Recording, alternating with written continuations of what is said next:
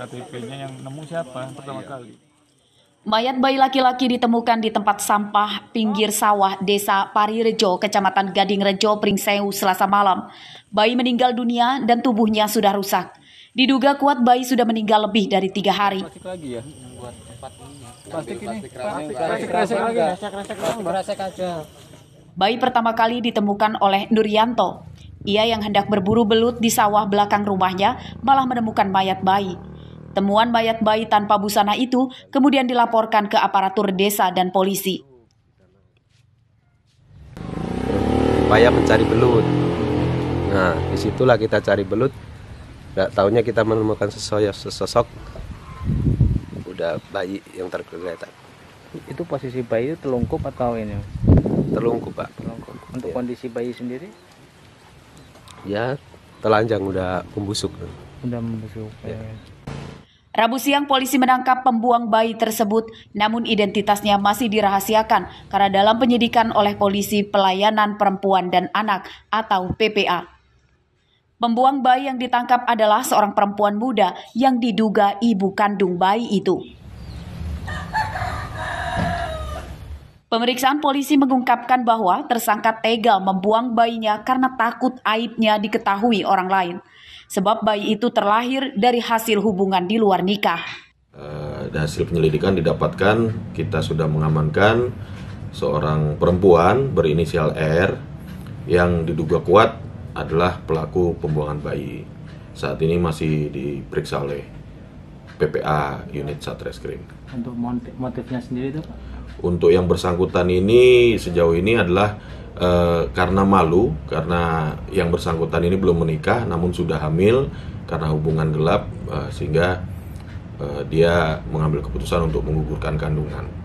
Jenazah bayi telah dimakamkan di TPU Desa Parirejo, Pringsewu. Sementara itu, jika terbukti bersalah, maka ibu bayi akan dijerat pasal 306 KUHP dengan ancaman hukuman 9 tahun penjara.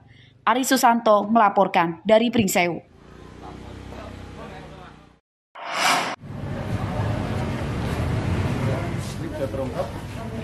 Pencurian motor di Pringsewu kian merajalela. Para pelaku tak membutuhkan waktu lama untuk mencuri motor yang diincarnya, bahkan tak sampai 1 menit. Ini terungkap dari rekaman CCTV salah satu minimarket di Desa Sukoharjo, Pringsewu. Pencurian motor konsumen minimarket itu terjadi pada Selasa sore. Pelaku 2 orang mengendarai motor berboncengan. Keduanya datang dan langsung mendekati motor yang diincarnya. Tak sampai 1 menit, pelaku membawa kabur motor korban. Korban pencurian motor tersebut adalah mahasiswi yang sedang belanja di minimarket. Jaketnya dibawa. Korban itu udah diputusin dari arah Pringsewu. Ini korban ini di sini sebagai customer atau karyawan sih? Customer. Itu lagi berbelanja apa di sini? Belanja snack sama pembayaran Shopee, Pak. Lagi pembayaran Shopee. Itu korban 2 orang nih. 2 orang. Pelaku sendiri? 2 orang, 2 laki-laki. Rabu siang pencurian motor itu telah dilaporkan korbannya ke polisi. Korban menyerahkan video rekaman CCTV untuk membantu polisi mengenali pelaku. Korban mendesak polisi segera menangkap pelaku. Andre Kurniawan melaporkan dari Pringsewu.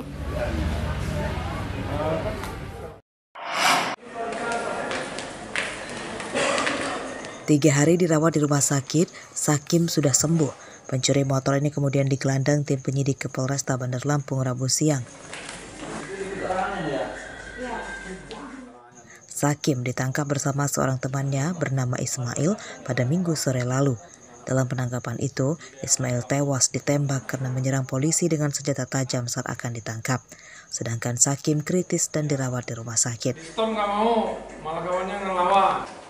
Keduanya akhirnya bisa ditangkap saat keliling mencari sasaran motor yang akan dicurinya.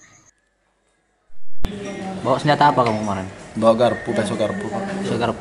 Itu udah berhasil mencuri apa gimana? Belum, baru jalan, Pak. Baru jalan? Iya. Rencana mau ke arah mana? Mau ke arah Bandar Lampung, Pak. Emang udah ada target apa sebelumnya? Belum, Pak. Lagi mau nyari-nyari aja. Oh, ngacak ya? Iya. Sakim dan Ismail merupakan buronan Polresta Bandar Lampung. Keduanya diduga pencuri motor di 20 TKP dalam waktu 3 bulan terakhir. Saat ini sudah baikan dan semua dan sudah ditahan di rutan Polres Bandar Lampung dan dilakukan pemeriksaan dan pengembangan terhadap kejahatan tindak pidana pencurian kendaraan bermotor dan curat yang dilakukan di daerah Polres Bandar Lampung.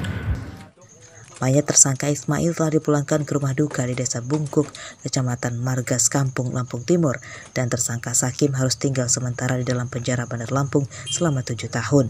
Polisi menyita 1 unit motor bodong milik tersangka, 2 senjata tajam, dan kunci T. Robi Laste melaporkan dari Bandar Lampung.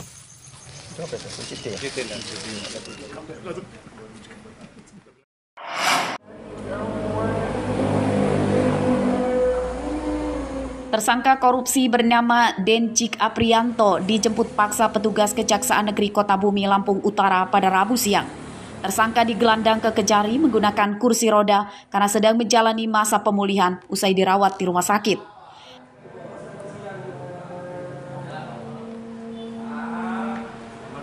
Dencik Aprianto dijemput dari rumahnya di Desa Gunung Besar, Kecamatan Abung Tengah, Lampung Utara. Ia sebelumnya 3 kali mangkir dari panggilan petugas kejaksaan. Petugas Kejari telah menetapkan Dencik Aprianto sebagai tersangka pada kasus korupsi pengelolaan dana badan usaha milik bersama atau BUMDes ABT Holding Company di Kecamatan Abung Tengah tahun 2019 hingga 2021. Kerugian negara akibat korupsi itu mencapai 1,2 miliar rupiah. Dia juga melakukan pengelolaan terhadap unit usaha dari ABT Holding Company tersebut, yaitu ABT Mart. Nah, dalam pengelolaan itu terdapat penyimpangan dan juga yang bersangkutan juga selaku ketua UPK meminjam dana ABT Finance sebesar 100 juta rupiah tanpa disertai dengan jaminan.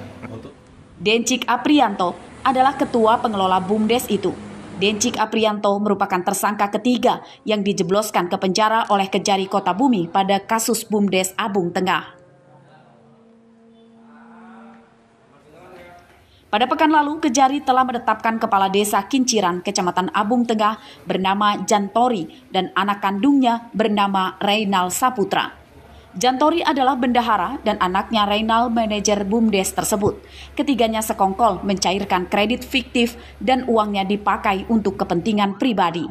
Ardio Haba melaporkan dari Lampung Utara.